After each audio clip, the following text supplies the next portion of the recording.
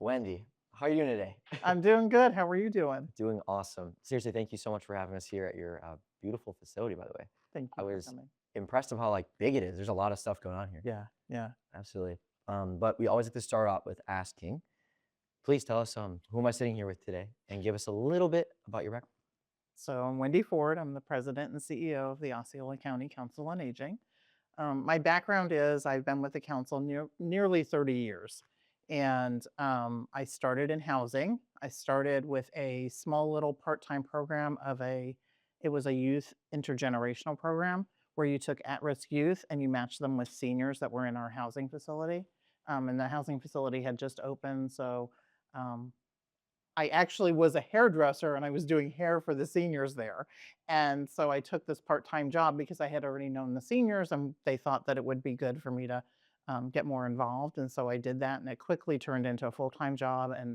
And since I was already in the housing facility doing this program, I continued in housing. And so my um, first 20 some odd years were in housing.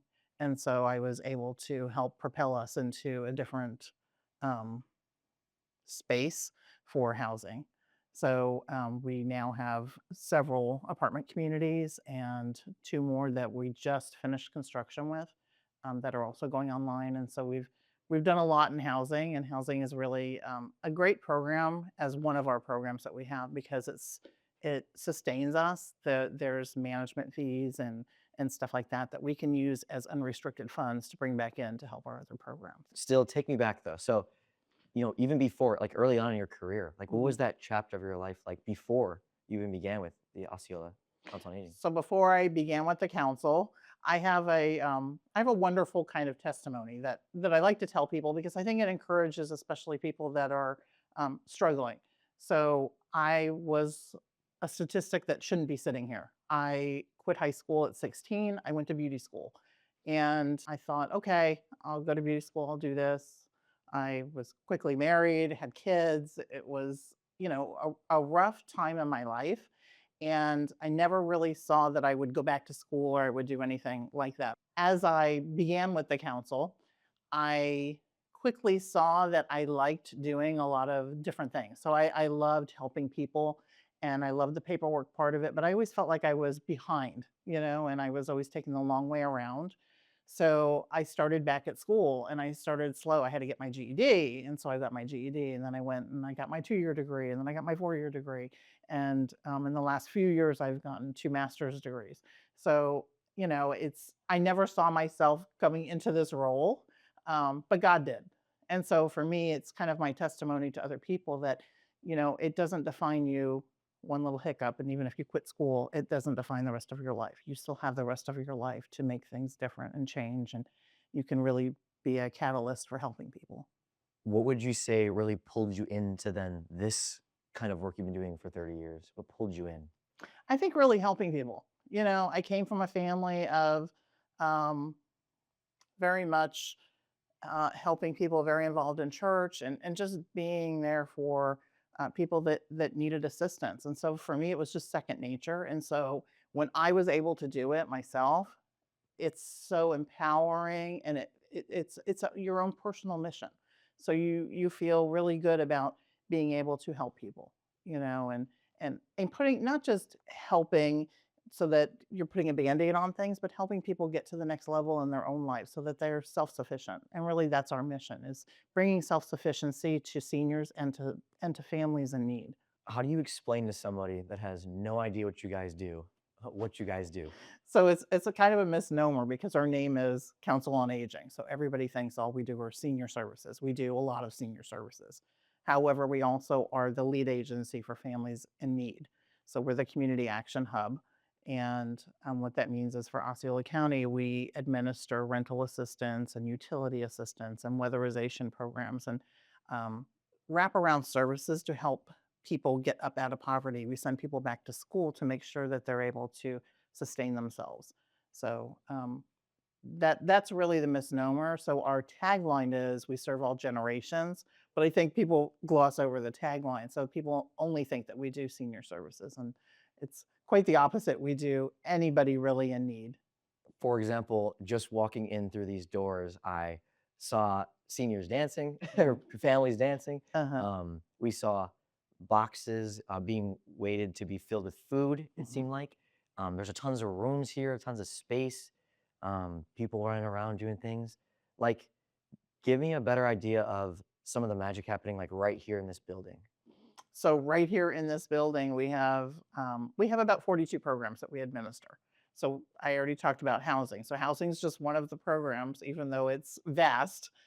So a lot of our programs are very large. We are the Meals on Wheels provider for Osceola County. So we provide Meals on Wheels to, I believe, about 250 daily clients. And then we have congregate dining sites, which is what you saw dancing, whereas about 200 seniors come and they're able to have lunch and socialize and play games and do all kinds of fun kind of senior activities.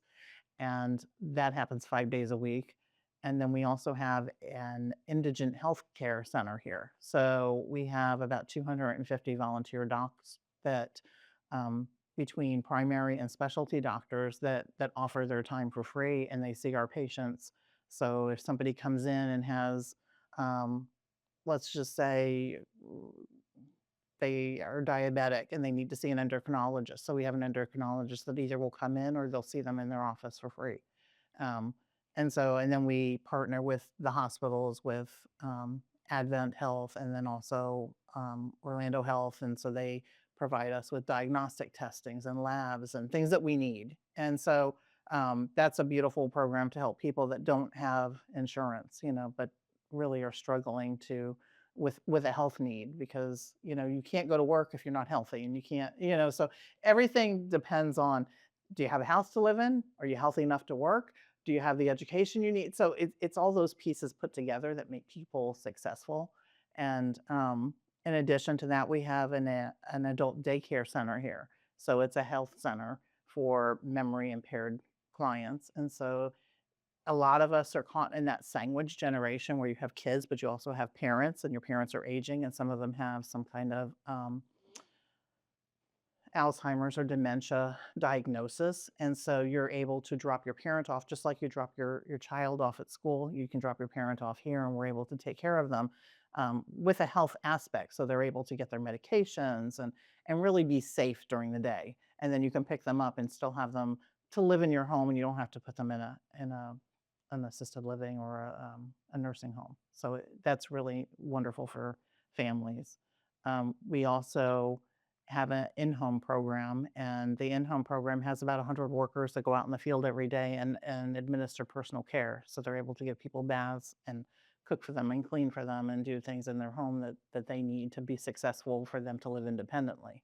Because really that's what we want. For seniors, we want them to stay as independent as possible for as long as possible. So we want them to stay in their homes and be able to pay their bills and have the help that they need to stay there and live comfortably for the rest of their lives. That's what everybody would want. So, and then we also have a food pantry on site. We serve about 1,000 individuals a month just with our food pantry, and we give them a box of food. We do it a little bit differently than a lot of food pantries. We partner with a local farmer that we started doing business with during COVID. And, they wanted you to buy from the farmers. The farmers had all this produce that was going bad. And so we started buying from a local farmer. And now I feel like it's part of our commitment to the community to keep this farmer going as well, even after the fact. And so we purchase fresh eggs and produce. So whatever's in season, he brings us. And so we put these things in our food pantry boxes. So they have fresh vegetables and fruits and eggs and milk and things like that, to make the shelf stable box go a lot further, And then we've also developed some recipes for the food boxes and the fresh vegetables and things that they can make with them. And so they have like a little QR code. They can scan it, and it gives them recipes and ideas of how to utilize the food, which is really different than a lot of regular food pantries. Here's a box of food, go on your merry way. We want them to be able to really feed their family with the food box. Those are just a few of the programs that we have. And we also do, we have a pretty large program for home repair. So we have the contract for weatherization, which is to make your house energy efficient in Orange and Osceola County. So that's a pretty vast program that we go out and energize their homes. And then we also have a veterans program where we can go out and do home repair for veterans. And we have a youth build program that we partner with Valencia College. And those are youth that are in a program for construction. And so they go through their um, coursework, I guess, at Valencia, and then they come to us, and we are able to give them practical stuff. So they are with us for probably about 6 months, and they are with the workers out in the field, and they're learning the trades, and then we hire them or we find contractors to hire them.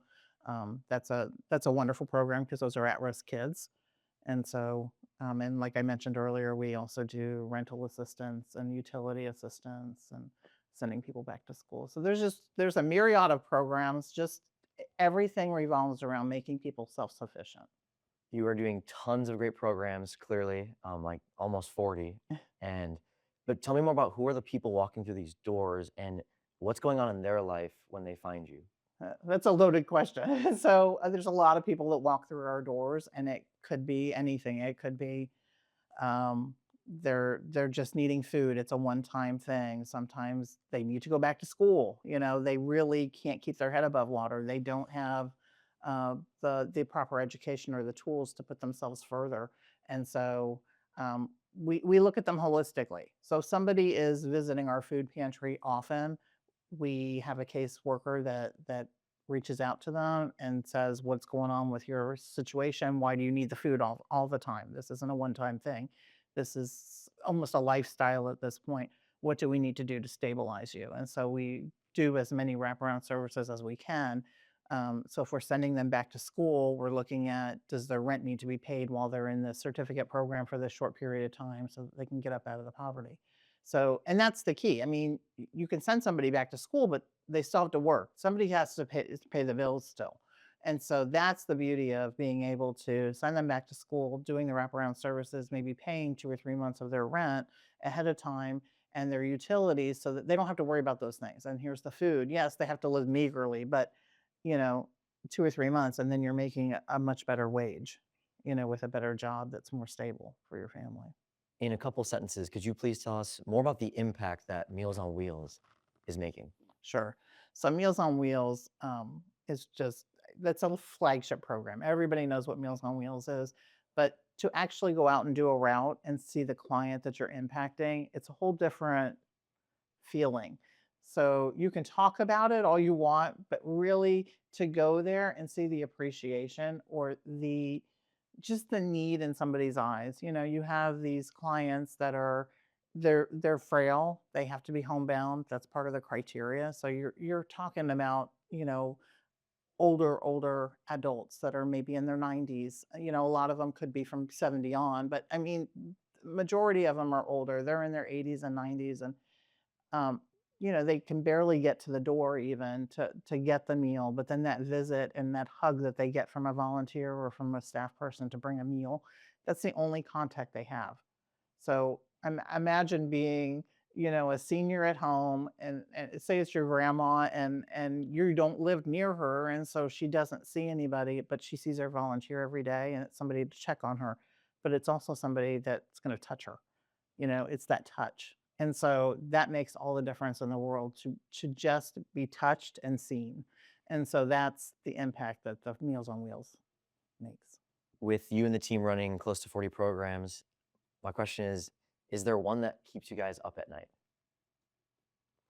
I wouldn't say the programs keep us up. I would say the clients and the situations and some of the desperation that we see that we're not able to touch, because funding only goes so far.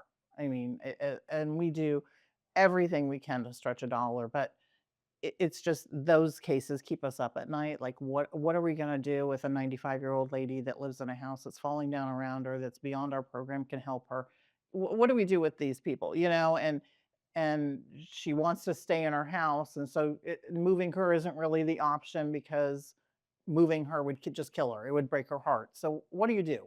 How many band-aids do you put on? And so we really depend on our partners to help us. And so the city and the city of St. Cloud, the city of Kissimmee, Osceola County, we depend on them a lot. We'll go and say, "Do you have, any kind of funds to help us with this client or whatever," when it's an extraordinary case like that. And they usually will help us, in any way they can. But it's the clients that keep us up. It's not really the programs, it's the clients. Yeah. Can you tell us more about a challenge you guys had to face and then how you overcame that? Mentioning. COVID. I mean, COVID was really difficult. So when COVID broke out, and the whole world shut down. And when the world shut down, social services, people looked to us to help them because they needed stuff. So that was a good learning curve. And that was my first year as being the CEO. So I was baptized by fire, let me tell you. We had programs closing and opening and closing, and we pivoted every day. We were in the office, out of the office. It was a lot.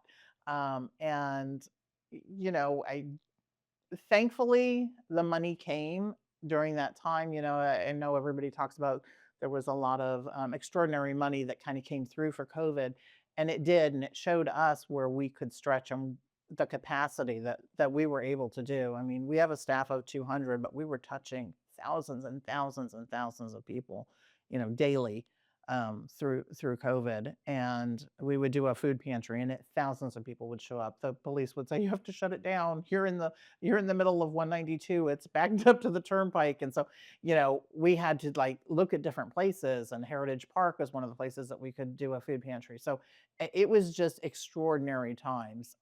But it was uncertain. We didn't know what we were going to do because there was so much need, and that need kept on for years. And it hasn't slowed down. So now with the economy now, it kind of like really overlapped it on top of that. And the funding constraints have happened. And so you have the need that's extraordinary, but you don't have that extraordinary money to fill that gap. And so that keeps us up at night. Like, how can we keep creating pockets of revenue to make sure that we can, pick up all these people and make sure that they're supported, because we're used to being their safety net, and I want to be their safety net, but you can't do it without funding. So it's challenging. So you came in as CEO Mhm. during the height of COVID, Uh-huh. and so about 5, 6 years ago. So I started in 2019, in the summer of 2019. So I really had about 6 months, and then COVID hit. So yeah, And with that, you guys clearly overcame it because yes. you guys are still operating at a high level today. But as CEO, though, what's like one takeaway, kind of to our audience, being CEO of a large nonprofit that you've learned over the past 5 or 6 years? I think I've learned I can't do it by myself. That you have to be a humble leader. You have to, and you have to depend on your team, and you have to trust your team. And so I have a really good team of leaders that um, we are checks and balances. And so, if I start going rogue, they're like, "No, no," they pull me in. And so, we are double check everybody. So I think, as being a leader, I think I've learned a lot in just trusting my team and not always, going up to that point. A lot of times you work autonomously, and you're growing, and you're doing things solo. And so it takes, when you get there, you really need to consider other people as you're making decisions. And so that's been a big learning curve. But it's also been the greatest blessing, because now I'm surrounded by people that I trust and that I love and that I feel like they love and trust me as well. What's next for the Osceola Council on Aging? What's the vision for the next couple of years? So the vision for the next couple of years is we're finishing up our two housing projects, and those were in the works for several years. We will continue on the road of looking for ways to create affordable housing pockets, because it is such a need, and unless somebody has a roof over their head, you can't sustain them in any other way, right? They can't mm, they cannot go to work. They cannot. It's just everything revolves around you have to have a roof over your head first. So, and especially for seniors, they can't get out there and work. They can't make any more money. So affordable housing for a senior is everything. And so we will continue down that path because it also brings unrestricted funds to bring back into the agency to continue creating revenue for our other programs. We're looking at other expanded opportunities. We would love to do like a mustard seed concept where we get donated furniture from some of the hotels of Disney and Universal and Westgate and things like that that we've been approached before to get furniture, but we don't have the capacity for it. So we're really looking at that because I think that helps the whole community. It will help our nonprofit partners to have a place to send their people when they get housed, to come and get free or affordable furniture. So those are some of the initiatives off the top of my head that I see. But yes, we're looking at other areas of opportunity. Is there one message that you want to leave the people with? I want to leave people with hope. Like, I don't want people to ever lose hope, even if things seem bleak, there's always a way out, and there's always somebody to help you. You just need to keep looking for those answers. And, I personally very much I depend on God to help through everything. And so I encourage people to look to, you know, um, their faith to get them through where they need to go. You talked about a lot of challenges, obviously, and you guys have overcome them. But tell me about one. Tell me what is your favorite milestone? I think my favorite milestone is getting awarded these two housing complexes that we're finishing now. These were HUD Prac 202 apartments, which means they have assisted rent with them. So the person going into it only pays 30% of their income towards their rent, which is like a Section 8 voucher, if anybody is familiar with that. But it's the building itself, and they're incredibly hard to get. It's a national grant, and it's extremely competitive. And we applied for both of them at the same time, hoping we would get one or the other, and we ended up with both. That's a huge milestone. That's like unheard of. So that's really, I feel like a huge accomplishment for the council, and a sign from God that he's got us. And so I really feel like, going forward that, we're going to take that favor and keep moving. And lastly, where can people in the community go to stay up to date with the Osceola County of Aging? So there's many ways. So our social media always has a lot of stuff. So on our Facebook page at Osceola Council on Aging, we also have a website at www.osceolagenerations.org. That always has up-to-date stuff. We have a bi-monthly article that we put in the local news gazette, and that also keeps people educationally involved in things that we're doing. And so that's every 2 weeks. And then the Orlando Sentinel, we do a quarterly article in there as well, focused around some kind of an educational piece of something we're involved with that would educate the community.